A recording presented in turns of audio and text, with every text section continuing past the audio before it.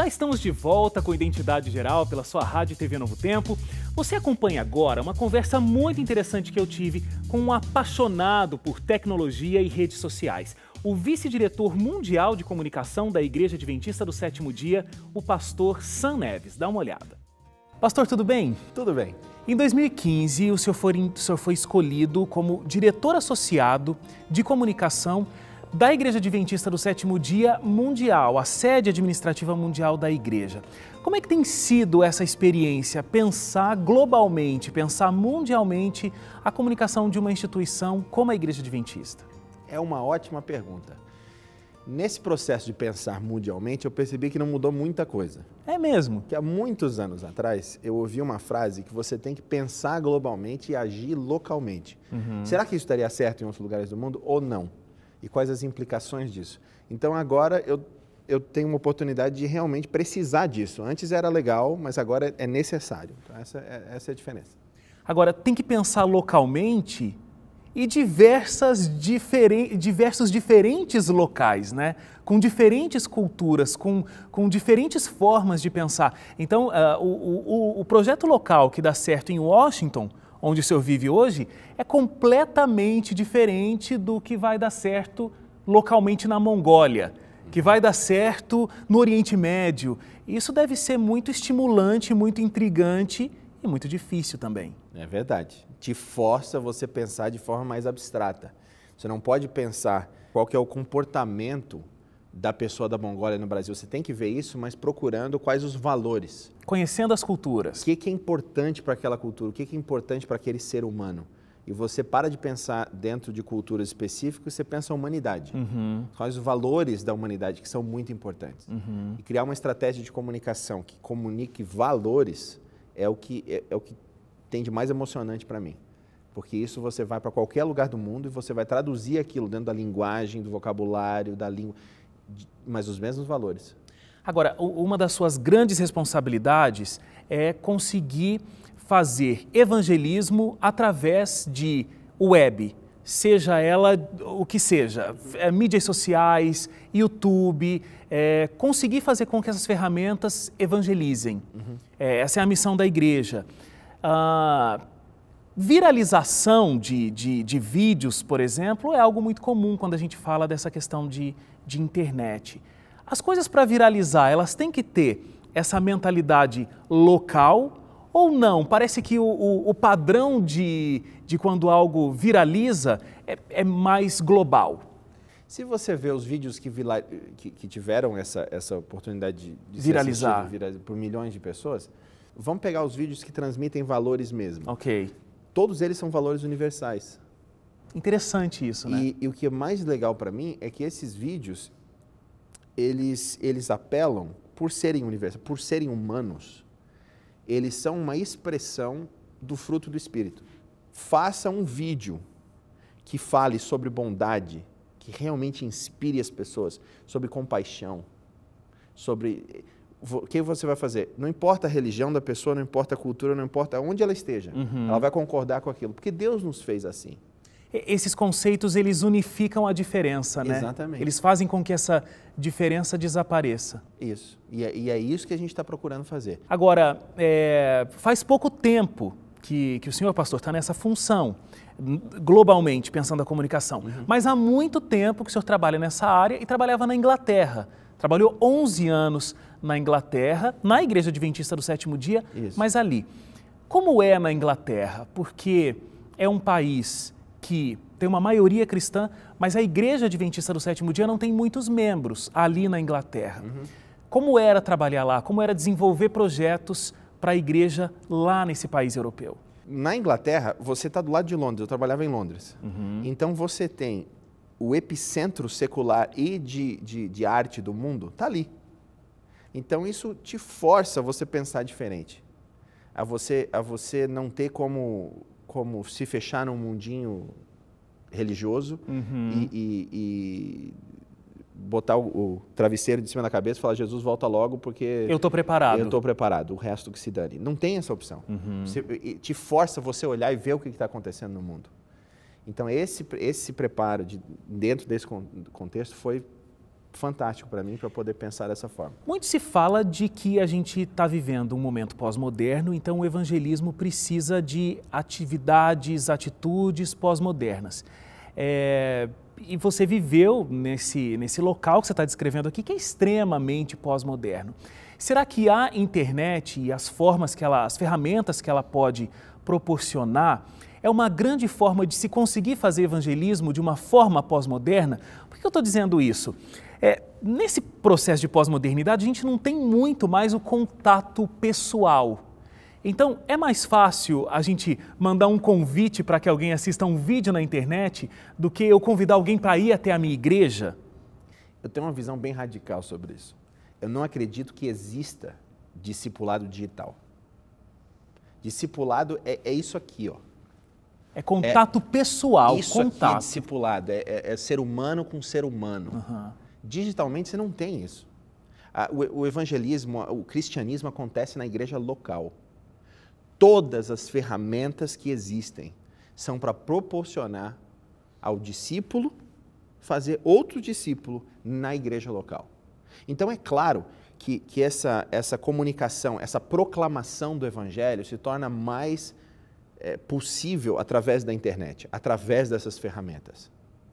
Nos dá uma oportunidade muito maior. Entretanto, isso tudo tem que levar, essa proclamação tem que levar ao contato com alguém que está vivendo o evangelho. Então, o pensamento da igreja com essas ferramentas de comunicação, web e outras, é que de repente pode ser um bom primeiro contato, mas esse primeiro contato tem que trazer para a igreja, tem que trazer para a comunidade local. E ali é que o cristianismo, de fato, vai conseguir se manifestar. É esse o pensamento. É isso, o treinamento, o estudo da Bíblia, o conhecimento, tudo isso a internet ajuda. Só uma coisa importante nisso aí. Quando a gente fala sobre a internet e mídia digital, geralmente a gente fala que vai conseguir fazer a mesma coisa de forma mais barata. Uhum. Isso é um mito e ele é destrutivo. Novas tecnologias, você tem que pensar, vai ser muito mais caro para poder fazer isso. Quando a televisão começou, televisão adventista no Brasil, parte do apelo vai ser mais barato. A gente vai poder fazer muito mais, vai falar com muito mais gente, de forma que não vai fazer tendas, trabalhar em... Aí o que aconteceu? Olha essa estrutura que existe aqui. Foi mais barato? Não foi. Então, já pensa, quer trabalhar na internet, quer trabalhar com mobile, quer trabalhar com apps, você não pode mais pensar em dezenas de dólares, de milhares de dólares, nem centenas, você tem que pensar em milhões. Aí você vai conseguir fazer algo que realmente tem um impacto dentro disso. Você falou em aplicativos, você é responsável pela criação de um aplicativo que ficou muito conhecido na igreja, fora da igreja também, que é Heroes, The Game, o jogo Heroes. Conta pra gente um pouco como foi a ideia da criação desse game. A gente percebeu o seguinte, se nós vamos ter uma identidade como cristãos, como adventistas, nós vamos ter que ter referências. Nós precisamos conhecer as histórias dos heróis. E se nós não conhecermos as histórias dos heróis, nós não vamos conseguir ter identidade. A gente vai ficar andando para tudo quanto é lado. Então, vamos trabalhar num aplicativo que aponte as pessoas para a Bíblia. Mas como é que vai ser esse aplicativo? Vamos fazer um jogo. Na época, se falar de jogo dentro de igreja, o jogo é um negócio que essa molecada, nós temos que tirar esse povo do jogo. Porque o jogo é do inimigo. É engraçado, toda vez que tem uma nova tecnologia, a gente dá para o inimigo, né? Não, isso aqui é do inimigo. Mas é porque ele começa a usar primeiro, né? Não, porque daí ele olha assim e fala, é meu? Então eu vou usar. Não, a tecnologia, ela é neutra, ela pode ser usada tanto para o bem quanto para o mal. Uma faca Qualquer tecnologia. Pode ser usada para cozinhar ou para matar. O problema não está na faca, está em quem usa a faca e como. Então, a gente pensou, ou seja, fazer um jogo. O problema não está na mídia, mas está no conteúdo que ela veicula. Isso, né? A mensagem que você quer passar, o que você quer fazer com aquela mídia? Resultado da história. A primeira versão, a gente gastou uns $100 mil na primeira versão. É mesmo? Para fazer um game? Foi. Graças a Deus, depois do Heroes, o que aconteceu? Houve uma abertura para game. Falou, não, peraí, isso aí pode ser positivo. Pode levar as pessoas a ter um contato com a Bíblia. E essa mudança me deixou tão feliz, porque esse era o sonho. E outros países começaram a aplicar isso, né? Aqui no Brasil, por exemplo, a Novo Tempo tem o departamento de web e desenvolve alguns games demais. E tal. E eu acho que o Heroes realmente foi o embrião disso dentro da igreja. Ajudou a abrir a mente da igreja para poder fazer isso. Tem 4 universidades adventistas que estão ensinando gamificação. Então a gente vai ver vários projetos de gamificação no futuro. Ele foi jogado mais de 3 milhões de minutos nessa história. Os países que jogam mais é Estados Unidos e Brasil. Só que o país que joga mais intensamente é a Arábia Saudita.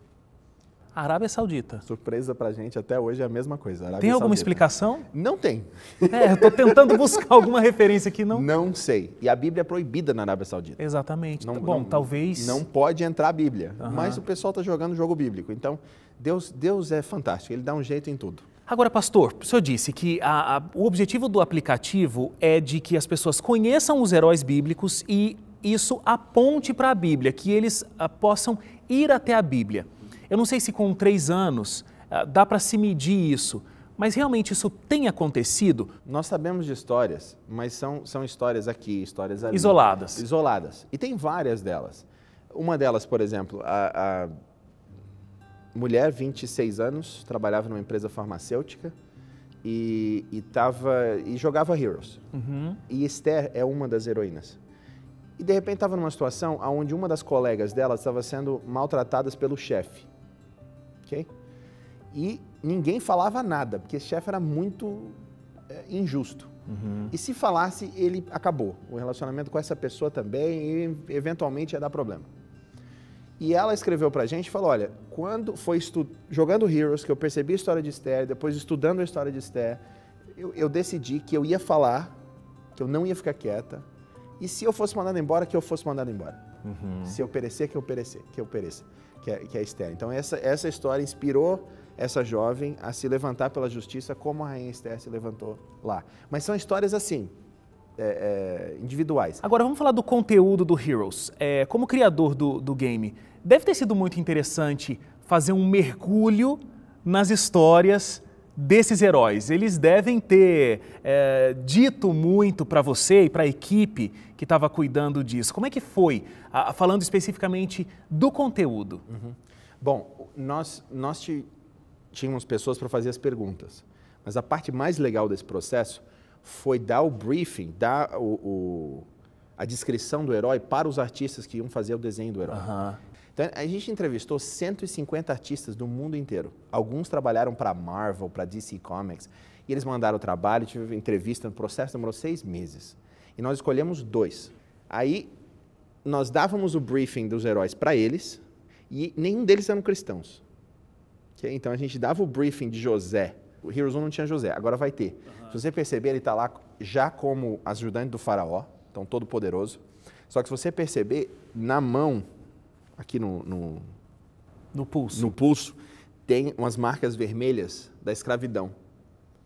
Então são detalhes assim que tem em todos os heróis que a gente se empolgou mais, porque daí você conta histórias através do visual. Fantástico. Vai ser bem legal. Então, para quem está assistindo a gente aqui, se interessou, quer mostrar para o seu filho adolescente, é só baixar tanto na loja da Apple quanto na loja da Google. Da também na Play Store tem as duas. Isso. Pastor, muito obrigado, muito bom conversar com o senhor. Que Deus continue abençoando esse ministério enorme, esse campo enorme que o senhor tem de trabalho aí pelo mundo, sempre com essa ideia, agindo globalmente e pensando localmente. Muito obrigado. Obrigado. Muito bem, parabéns, pastor. Que Deus continue te abençoando. Nós vamos para um rápido intervalo. Na volta, você vai conhecer a incrível história do artista Marcelo Cunha. Ele pinta quadros incríveis usando somente a boca. A gente volta em instantes, não sai daí.